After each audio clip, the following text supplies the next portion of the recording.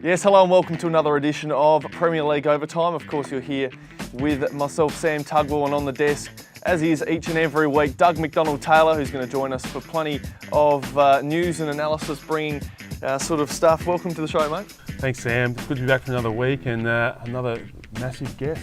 Of course, and massive, not just because he's a great player and a big name, he's actually probably the tallest player in the competition at the moment. We speak of the Central District Basketball Club's Daniel Carlin, as we welcome you to the desk, mate. Welcome to the show. Thanks, guys. Thanks for having me. It's going to be a lot of fun having you on for the show today. But first up, we're going to take a look at some of the results from the weekend because round 10 has just been won and run, and you can see there some really good games throughout. I think there was some really close ones, especially in the men's, all relatively close games. About 10 points to the margin in most games. Woodville and Norwood was probably the pick there. 2 points the difference in the final seconds that decided that. It was a fantastic game, so we'll chat about that in a moment. But then the women's games, the bit of a fair differential in most of those ones. A good 15-point win in most games there, but I think the Norwood women as well, really demolishing the Warriors, wasn't too good there, so we'll chat about that one as well. But first up, we'll take a look at West Adelaide and North, which happened at Port Adelaide. And Doug, in the men's one there, Blake Truslove, I swear he is just back to his vintage best. He was amazing, sinking 10 from 12 for the night, and 24 points, 10 boards, just pretty much what he does best there. Yeah, look, Blake's playing like it's 2001. I mean, he's having a fantastic year. 10 of 12 from the field, 24 points. He's clearly the difference there in the game against North, and it was a huge win for Westies. If they dropped that, would have been 3 games out of the 5. So it keeps them in touch. And look, North will be disappointed there. They had Mapunda's finally back, and he had a good game, and it wasn't enough. Pike had an okay game with 14 points and 8 boards, but he clearly struggled with Truslove. And look, you had a great tussle with Blake Truslove probably 4 or 5 weeks back. Yeah. He's going all right, isn't he? Yeah. No. He's good. He's big. He always crashes the boards. Finishes really well in the paint. I can remember him beating up on me when I was about 15, 16, coming into the league. Now I get to try and push back a little bit, which is nice. But I mean, yeah, he's awesome. He's probably one of the few true bigs that are in the league, and I think. For that West Adelaide team, he's massive, has been for, as long as I can remember, and will continue to be. So, yeah, he's playing really great right now. And he's still searching for that championship. He's lost 4 grand finals, Paul Blake, and they need to keep winning because they're 2 games out of the 5. Spud's back in form. He had 14 points and 6 assists. And one of the biggest stats, they had 30 points off the bench. So plenty of contributors for Westies, and unlike that, I mean, North only had 7 points off the bench. So that was, that with Blake was probably the difference, mate. Well, it was 2 points of difference with about 5 minutes left in the game. So North were in it the whole way. There was no real fight back or anything by either side. They were neck and neck the whole way through. And just toward the end, those Bearcats, with a really well-rounded group, like you said, with players across the board playing some really good basketball and scoring and stuff like that, that was what got them across the line. So a really good effort there from Westies. It keeps them in contention for the finals as we get closer to the halfway point of the year. But we'll cross over to the women's, and Joe Hill was phenomenal for North, as was Shannon Mackay, but still just wasn't enough for the Rockets as the Bearcats got up in a really good one by 16. Yeah, look, that was a great upset. Westies women, they're just doing enough to sort of stay in touch. They're only a game out. They're game behind Sturt. Ashley Vordermeyer, 24 points and 9 boards this week, Sam. I mean, she's only averaging 9 and 5, so she's pulled that one out. But Trudy Holland chipped in with 10 points and 6 boards. But the key was they kept Opal Mater quiet. She was 1 from 7 from the field, as was Ellsworthy, also 1 from 7. So, and once again, points off the bench, 27 points for Westies and only 5 for North. So, good spread for West, and just not enough helpers for North. And that was huge for Westies. For the whole club, both their teams are still in it. 1 and 2 games out respectively, and And can they keep it going, Sam? Exactly. Well, especially to shut North down, who are such a good side at the moment. That's their third loss of the season, and they're one of the premiership favourites right now. So that was a huge win there for the Bearcats on home court, and the crowd absolutely loved that game as well. So there was Austral Sports was down there during the week. So check out the highlights, of course, if you want to see how that all unfolded.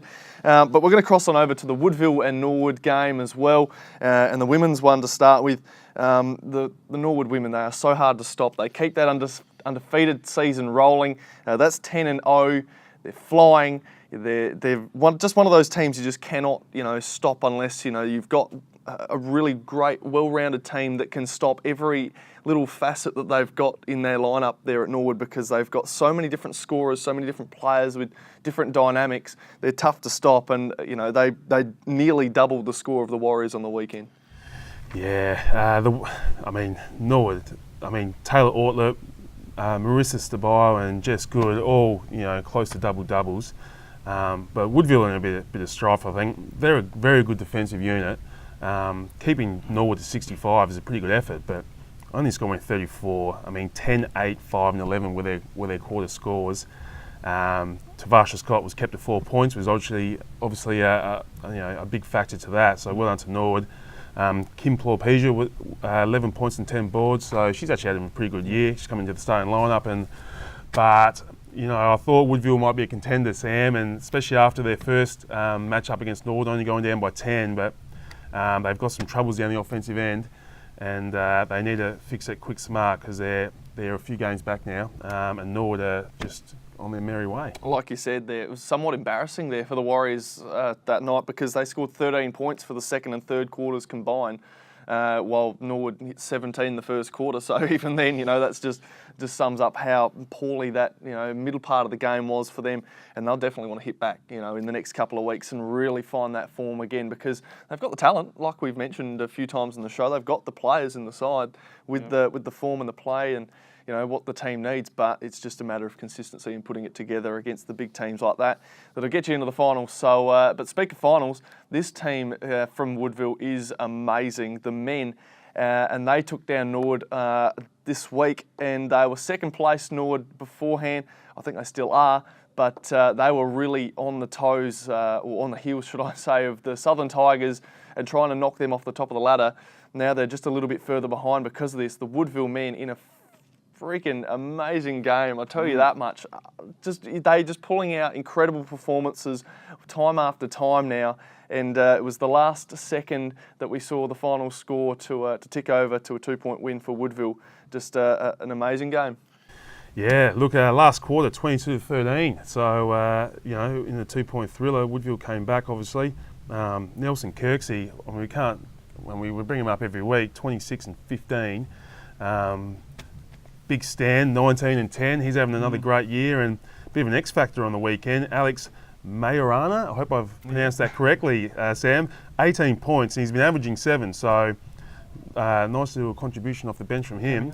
And it was it's great. We've got Southern, Woodville, and Norwood. Clearly, with a great trio, Sam, up the top of the ladder, and. Jacob Holmes, he's back to his best, 22 and 12. It wasn't enough though. Andrew Webber, 19. Good to see Sam Grantham. He's back in the team. It's his second game. He had 10 points off the bench. But 38 to 18 points in the paint to Woodville's way, Sam, which was they're obviously getting some buckets inside the key due to Big Stan and Kirksey having good games. Kirksey, you seen him in action? Daniel? Yeah, watch it. I missed the Woodville game this year. I was over in China. I'll be looking forward to getting him next round. Okay. It's definitely a big win for Woodville. I think that they've been pretty successful the last few years and just have kind of continued to carry that over. I think they only lost to the Tigers by a couple of points a few weeks back. So they're definitely a tough team and play well together. And that. They're just such a great, strong team, and I think that they're just like the Southern Tigers in that they've got that, the body size, they've got the skill and the personnel across the board that can really, bring it to the big teams, and Norwood, they're good because they've got a really strong, unit, and they're all skillful They don't quite have the the size and the impact that I guess Southern and Woodville do. I don't know if that's something you guys see, but do you think that Woodville and Norwood just match up a little bit differently compared to how Southern and Woodville did the week before? They're just different sides. Well, they've both got pretty good size, and they're both pretty athletic. So I mean, two of the keys to this game, though, Sam. I thought Woodville might not have the depth this year, but Darren Ing only had 10 points in this win, so that shows that they don't need him to fire to beat a premier side. And also Lysa had a bit of a quiet game, so if you can keep Lysa into around 10 points, then you're going to be in with a chance against Norwood. But no, look, I think they're, in terms of talent, they've both got size. I think they've both got athletes, and they've both got reasonable backcourt. So I think all three teams are pretty similar in that department. It's purely going to be who gets up on the night, Sam. Exactly. Well, that could be very exciting when it comes finals time. But Daniel, I guess we've got to shift on to speaking to you about your season yourself. It's been a funny one for you guys because you've actually been, your score on the ladder doesn't quite reflect that with 2 and 8, but you've been one of the more competitive teams this season and really brought it to quite a lot of big teams and had some really tight tussles. Yeah, no, I think so. For us, it's kind of, it's a pretty new team. A lot of new guys coming in, a lot of young guys coming through. We've also had a couple of injuries to guys. Chris Clausen's had some injuries. Jordan Centenera has missed a fair few games. So Import came and left. So it's, it's been hard to get consistency, but I feel like we're kind of getting there. Obviously, there have been a couple of close ones that we would have loved to grab, and if we get 2 or 3 of those, it starts to look a little bit different. And hopefully those are the ones the next round we can kind of swing.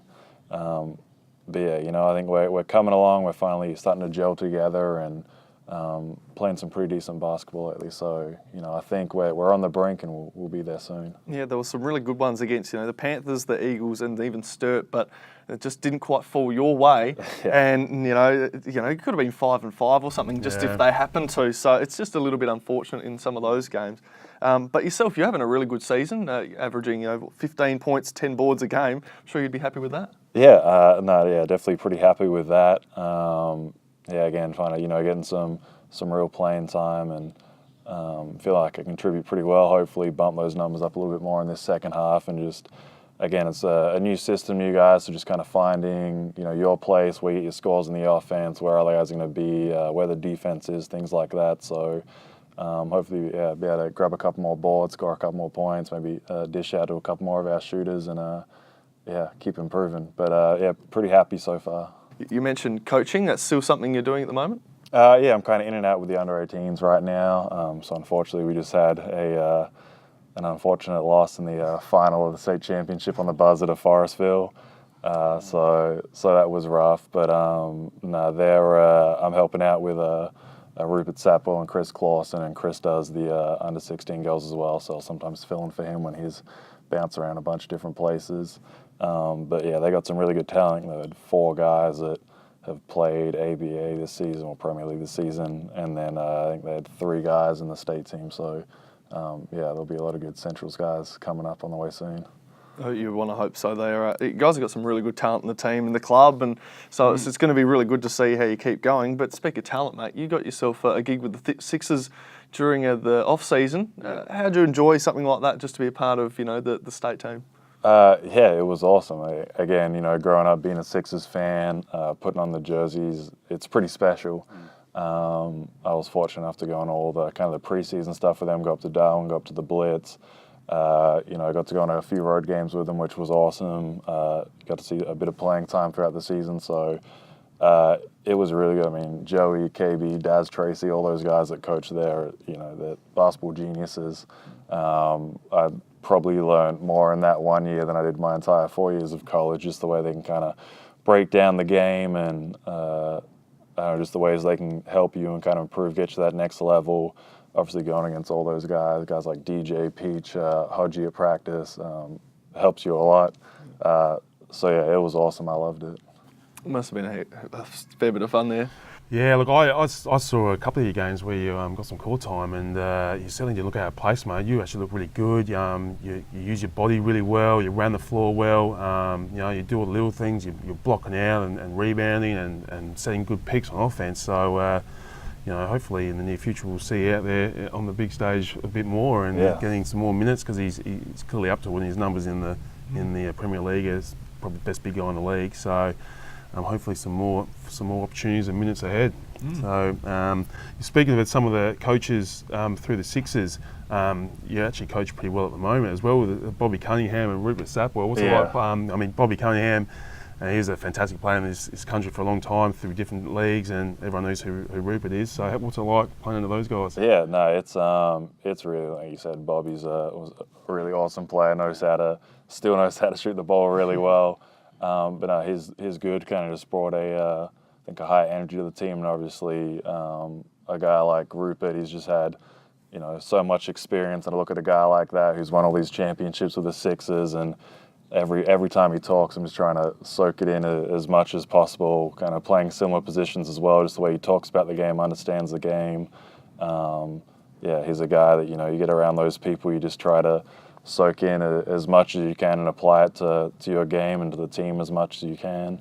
And both great guys, great coaches. So it's been good for us. And young Cohen Sapwell, he's had a couple of double-digit score lines in the last few weeks. He's coming along. Yeah, no, Cohen's awesome. Especially coming after nationals, he was kind of a bit in and out.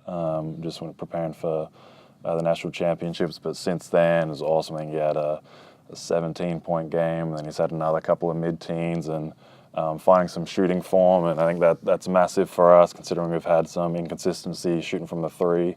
But I love playing with him. He's a smart kid. He just knows his stuff. He'll come up to me and talk to me in huddles and kind of like call little sets and stuff like that. So yeah, it's awesome playing with him, and I think he's got a pretty bright future ahead of him. Oh, beauty. And what about yourself in the near future? The next 2 or 3 years, what are your goals, mate? Yeah, well, I'd love to keep playing in the NBL. That's a big goal, so hopefully we'll kind of see what happens with that over the rest of this kind of off season. But yeah, hopefully something like that, just keep playing, kind of improve my game, and keep moving forward. Kind of since leaving college, it was a great experience, but now kind of getting into this realm of professional basketball where I guess you can see how good you can get and how far you can go. It's always that kind of challenge of what's the best player I can be, kind of what's that level I can get to. So yeah, that's the kind of goal for me. Just hopefully find a place where I can continue to grow and flourish and play at a high level. And before I send you back to Sam, your old man, Sean Carlin, two-time Olympian, Sam, two-time Commonwealth gold medal in the hammer throw. I have to ask because I actually competed against him back at the old Kensington Athletic Stadium in the shot put in the hammer, and unfortunately he can throw the hammer further than I can throw a tennis ball, so it was a bit one-sided. But what was it like growing up with an Olympian as a dad, and what's he up to now? Yeah, right now Dad is teaching out at Trinity College. He's been there for a while. He's actually I think he's the coaching director or head of coaching. He has some position at Central's to do with the coaching. I couldn't give you the exact title, but so he helps out a lot there. And does some other Trinity basketball stuff. So, I mean, he obviously, like I said, is an elite athlete. He was the best in Australia. And best quite a while as well. Best in the Commonwealth, one of the best in the world at what he did. So I think when you have a guy like that to look up to, and just the way he can talk to you about being competitive, probably mentally what it takes to kind of get to that next level. Obviously we play different sports, so it can help me a lot with the technical side of and skills side of basketball, but just what it takes to to be an elite level athlete, just being coachable, I don't know how to approach sport the right way. I think really helped me a lot, and he taught me a lot of lessons that I'll definitely keep carrying on while I'm playing, and hopefully pass on to some kids one day. But yeah, no, he's awesome dad, and has coached me a lot, whether it be strength and conditioning stuff or again just kind of like the mental side of sport. So yeah, definitely helpful. Valuable sort of asset to have on your side, Yeah, isn't it? yeah, it's nice. Something like that. So, very good stuff there from you, Daniel. And hopefully your side can bolster their way up the ladder as we take a look at them right now in the men's first. Your side there, 2-8 in 9th place, but it probably really doesn't reflect anything with the sort of basketball you guys are playing at the moment. It should be a lot higher than that. So hopefully you guys can be a little higher than that in a few weeks' time. You've got some big games coming up too. Norwood are currently 8-2. They've just slipped off from the Southern Tigers are at first spot. So there's a bit of a gap now with a couple of games difference. So that's going to mean a couple of errors for the Tigers if anyone else wants to take that spot now. But Woodville now 7-3, and between 4th and 7th, it's sort of, still sort of some happy playing ground for a lot of players, for a lot of teams, should I say. There's 6 wins, 4 wins, just 1 or 2 different games go a different way, and some teams slide into that top 5 or 4 there. So some interesting times there. And then as we cross to the women's, Norwood are currently still undefeated, 10-0. They're doing great things. North Adelaide down at 4th now because they lost that one to West Adelaide, and that's their 3rd loss. So they probably would have been up there in 2nd or 3rd with Forestville, but not the case now. And they're West Adelaide with that win, 5-5 at 6th place. And that's pretty much how the league stands at the moment. So any surprises there from you guys at the moment, you would have thought, with some teams moving up and down the ladder? No big surprises. I thought Woodville might have had another game in the women's, but they're having a tough run. But I was just looking at where you guys are sitting and the teams above you, and South, North, West, Sturt, and Forestville. There's a fair chance your group would be thinking we can beat all those teams. So you're 4 games out, but it's not inconceivable to think that playoffs. There's 11 games to go. Yeah, exactly. You're still in it. So that's how close this league is. Apart from the teams up the top who have a bit of a gap now, but other than that, it's pretty tight. No real surprises really there, Sam. Yep. Well, if Southern, if Centrals can have a second half of the season like you said, where they get themselves, even if it's just an even record, you guys are well and truly in that 5-6 sort of position. Yeah. So it's all definitely possible there for you guys. Yeah. No, I mean that's what we're gunning for, and there's still a lot of hopes amongst the team, and I think just like I said, we kind of feel like we're about to get to that point. So if we can just kind of find ourselves a little run and kind of, try to get back in with some of those other teams that are sitting a bit closer, and then, hopefully some results start to fall our way and just see what happens. This week, it starts this week, doesn't it? You yeah, got definitely. Sturt, they're 5th with 6 wins, so you lose that, you're 5 games out. If you win it, you're 3 games out. So it's make or break for the Lions this week. That's it. It's going to be very interesting. As we look ahead at the round, of course, round 11 coming up. And we've got some very big games there, as you said, Sturt and Centrals out at Starplex. That's going to be an absolute cracker game, probably one of the picks, alongside Norwood and Southern, which is down there at Mars Stadium. Then you've got Forestville and South, Western, Eastern, and North and Woodville, and they're all on Saturday night, this 28th of May. So that should be a very, very interesting weekend of basketball. You guys got a game that you want to be at, other than the one you've got to play in? Yeah, I'll definitely be the Centrals game. Well, I reckon that's a pretty good game to go watch. I think they're very evenly matched. Probably Jon Warbout would probably be your opponent. Yep, in the paint, it's always a good matchup. Yeah, that'd be a good matchup, and pretty close game last time you played them, so that'd be going with the men's. You can't go past the Norwood Tigers, obviously, matchup, Sam. So, if all the neutral basketball supporters out there, it's probably a good one to get to as well. Yeah, it should be a fantastic weekend of basketball. Really, there's a lot of really good clashes in there. Even Western Eastern, I reckon, is going to be a close one. And then North and Woodville, I mean, how can you go past some of them? So that's going to be a ripping weekend of basketball. So Saturday night from 6:30, of course, across the various stadiums that were on your screen just before. But before we get going, we better thank you, Daniel, for coming along, mate. Thanks, big fella. Thanks. Superstar. Thanks for having me. It's great to have you on the show, of course. And Doug, thanks for coming along once again. Thanks, Sam. Another great show. Thanks for tuning in, everyone, and we'll see you next week. Absolutely. We'll catch you next week with another edition of Premier League Overtime. Bye for now.